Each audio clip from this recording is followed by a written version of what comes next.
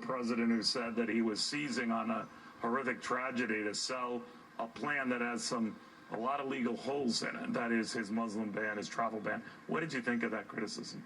Well, listen, there are a lot of folks on the far left who are just angry, and they're furious about the election. They're not even mad at President Trump or Republicans.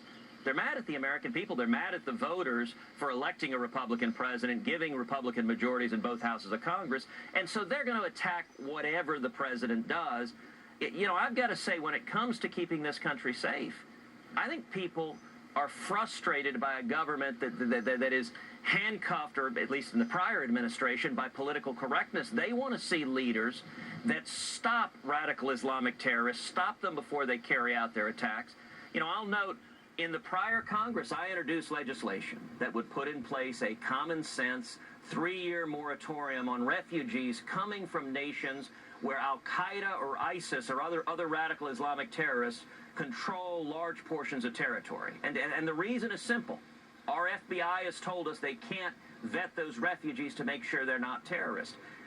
This shouldn't be a partisan idea. It shouldn't be Republican or Democrat. Everyone should come together and say, listen, we have the first responsibility of the federal government is to protect this nation, keep this nation safe, and we need to be serious and use every tool we can to protect against active terror, and ideally to prevent them before they occur, rather than just dealing with the grief and suffering in the aftermath.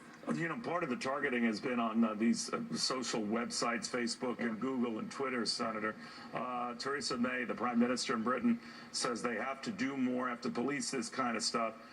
Facebook is on the wire saying it wants to be hostile to terrorists, but many critics of Facebook argue it has been anything but. What do you think? Well, listen, I believe in free speech. Here in America, we protect free speech.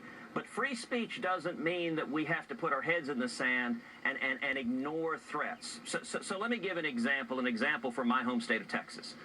We all remember the horrific terror attack that happened at Fort Hood, where Nidal Hasan murdered 14 innocent souls. Now, before that terror attack occurred, the federal government, the Obama administration, they knew that Nidal Hasan was in communication with Anwar al-Awlaki, a radical Islamic cleric. They knew that he had asked Anwar al-Awlaki about the permissibility of waging jihad against his fellow soldiers. And yet the Obama administration did nothing. And I can only surmise, I've asked repeatedly, I've never gotten a straight answer, but I can only